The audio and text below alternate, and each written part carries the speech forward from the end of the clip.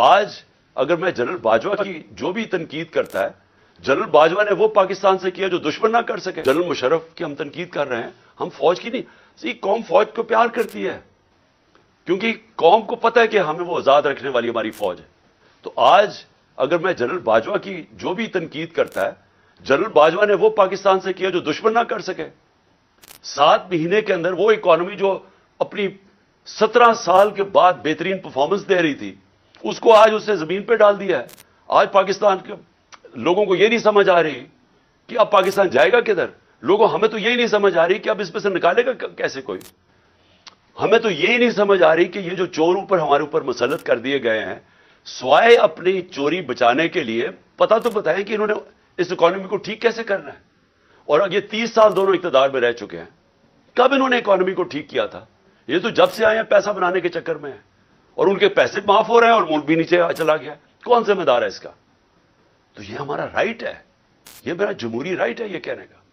اور میں آپ کو پھر سے یہ کہہ دوں کہ میں یہ باتیں اس وجہ سے، یہ قاتلانہ حملہ میرے اوپر ہوا تھا میرا منہ بند کرنے کے لیے. یہ منہ نہیں بند ہونے لگا. یہ جب تک میں زندہ ہوں میں اس ملک کے لیے کھڑا ہوں گا، اس ملک کی آواز بلند کروں گا. میں کسی صورت اپنی آواز بند نہیں کرنے لگا.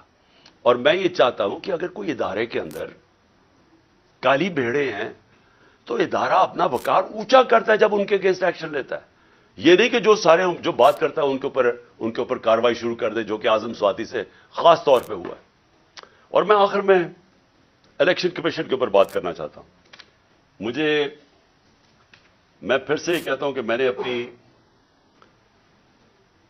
میں نے پاکستان میں جب سے بھی میں 26 سال سے الیکشن لڑ رہا ہوں، میں نے اپنی زندگی کے اندر کبھی اس طرح کا الیکشن کمشنر نہیں دیکھا. جو ایک تو یہ جو سکندر سلطان ہے اور دوسرا جو کہ سندھ کا الیکشن کمیشن ہے. پہلے میں یہ واضح کر دوں کہ جو سندھ کا الیکشن کمشنر ہے یہ سندھ گورنمنٹ کا ملازم ہے، یہ انڈیپینڈنٹ الیکشن کمشنر نہیں ہے. ہم سپریم جوڈیشل کاؤنسل کے پر کیس لے کے گئے ہوئے ہیں اس کا. اور مجھے افسوس ہوتا ہے کہ اتنی دیر سے ہمارا کیس پڑا ہوا ہے سپریم جوڈیشل کاؤنسل میں، کوئی سن ہی نہیں رہا کہ کیسے ہو سکتا ہے کہ سندھ گورنمنٹ کا ملازم غیر جانبدار ہو جو ان سے تنخواہ لے رہا ہے. اور جو اس نے کیا ہے چیف الیکشن کمشنر نے، سوائے اس کے کہ اس کا 1 پوائنٹ ایجنڈا ہے کہ عمران خان کو ڈسکوالیفائی کیسے کرنا ہے. توشہ خانہ کا کیس اس نے پکڑا ہوا ہے. جس وقت بھی یہ کیس عدالت میں جائے گا اس کے ہاتھ سے نکلے گا. میں آج رائٹنگ میں اس قوم کو دیتا ہوں، ہر چیز اخلاقی طور پہ اور قانونی طور پہ اس میں جائز میں نے کیا. اور دوسرا فورن فنڈنگ کیس، جس وقت بھی اس کے اوپر تحقیقات ہوں گی یہ واضح ہو جائے گا کہ تحریک انصاف واحد پارٹی ہے جس نے صحیح معنی میں پولیٹیکل فنڈ ریزنگ کی ہے. سپریم کورٹ نے بھی 2018 میں کہا ہوا ہے اس کو، الیکشن کمیشن کو، پھر سے ہائی کورٹ میں بھی کہا ہوا ہے کہ جو فنڈنگ کیس ہیں تینوں پارٹیز، پیپلز پارٹی، پی ایم ایل این اور تحریک انصاف کی اکٹھی سنی جائے. 4 سال ہو گئے ہیں تحریک انصاف کو کٹہرے پہ کھڑا کیا ہوا ہے اور ان 2 پارٹیز کے کیسز نہیں سنتا. کیسز اس لیے نہیں سنتا کہ جب یہ کیس آپ قوم کے سامنے آئیں گے تو آپ کو پتا چلے گا کہ ان پارٹیز کا کوئی طریقہ ہی نہیں ہے فنڈ ریزنگ کا. یہ فنڈز کیسے اکٹھے کرتے ہیں، یہ بڑے بڑے نامور، اور میں وہ بزنس مین بھی جانتا ہوں جو بڑے بڑے جن کو یہ پہلے مل کے ان کے ساتھ ان کے بزنس پارٹنر یہ ہوتے ہیں، ان کو پیسہ بنا کے دیتے ہیں، پھر الیکشن آتا تو ان سے بڑے بڑے اربوں روپیہ لے لیتے ہیں. یہ ہے ان کی فنڈ ریزنگ. وہ پارٹی جس نے 40,000 لوگوں کا ووٹ ڈیٹا بینک ہے، ڈونر بینک ہے 40,000 لوگوں کا، وہ پارٹی کو اس نے کھڑا کیا ہوا ہے. کبھی کچھ کر رہا ہے، کبھی ایف آئی اے سے چیک کر رہا ہے، کبھی کوئی ہمارے ڈونرز کو تنگ کر رہا ہے. اس کے پیچھے پڑا ہوا یہ. ان سے نہیں پوچھتا کہ جناب آپ بتائیں آپ کی کیوں نہیں. اور میں نے سنا ہے کہ انشاءاللہ ان کا کیس لگنے لگا ہے اور کہ ساری قوم کو پتا چلے کہ یہ دونوں پارٹیز پیسہ کیسے اکٹھا کرتی ہیں. اور پھر توشہ خانہ، میں پھر چیلنج کرتا ہوں کہ جب بھی توشہ خانہ لگے گا، کوئی چیز عمران خان نے انلیگل نہیں کی، کوئی کسی قسم کا، نہ آج تک پہلے قانون توڑا ہے، نہ آج توڑے گا، نہ کبھی آگے بھی توڑے گا. लेकिन जिन्होंने कानून तोड़ा है, जिन्होंने तोशा खाना में डाका मारा है, उसमें है नवाज शरीफ और आसिफ जरदारी। क्यों डाका मारा है? क्योंकि गाड़ी तोशा खाना से निकालना गैर कानूनी है। 3 महंगी महंगी गाड़ियां आसिफ जरदारी ने तोशा खाना से निकाली हैं और एक नवाज शरीफ ने निकाली। क्यों नहीं इलेक्शन कमीशन पूछता उनसे?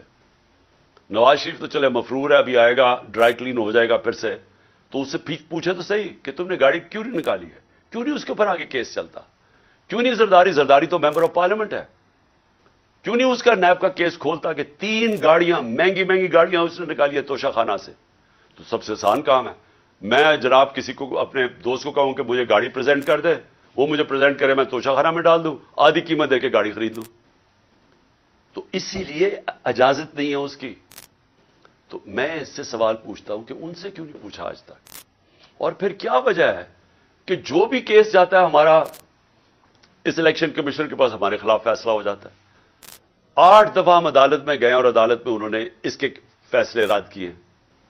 और अगला मेरा सवाल है कि हम इसके अगेंस्ट अदालत में गए हुए चीफ इलेक्शन कमीशन के, हमारे केस ही नहीं सुने जाते और वो हर रोज हमारे खिलाफ नया कोई फैसला करता रहता है। देखें, पाकिस्तान के अंदर अगर फ्री एंड फेयर इलेक्शन ना करवाए गए, मैं आज आप सारी कौम को आगाह करना चाहता हूं कि अगर मैं बड़ा हूं इस कौम का, तो मेरा काम है अपनी कौम को समझाना कि अगर इस मुल्क में फ्री एंड फेयर इलेक्शन ना करवाए गए, यहां इंतशार होगा, आगे मुल्क के अंदर हालात बुरे हैं, आगे यहां सियासी इस्तेकाम नहीं है, आगे इस मुल्क के अंदर ये चोर जो ऊपर बैठे हुए हैं ये पूरी कोशिश कर रहे हैं कि किसी ना किसी तरह, मैच तो इनसे खेला नहीं जाता, किसी ना किसी तरह डिस्क्वालीफाई करें, केसेस करें, एफआईआर करें। मेरे ऊपर 30 एफआईआर हो चुकी है और मुझे कोई फिक्र नहीं है।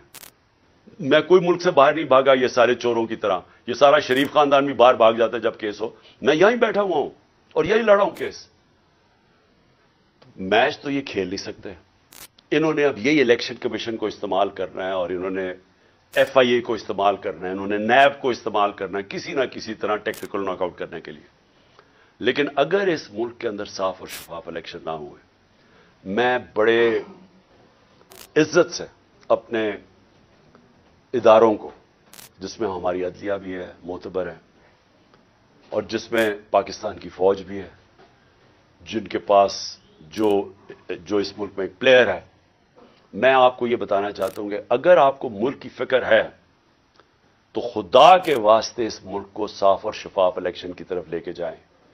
इसके अलावा कोई हल नहीं है। जिस दलदल में हम गिरते जा रहे हैं, इसमें से निकलने का कोई और हल नहीं है।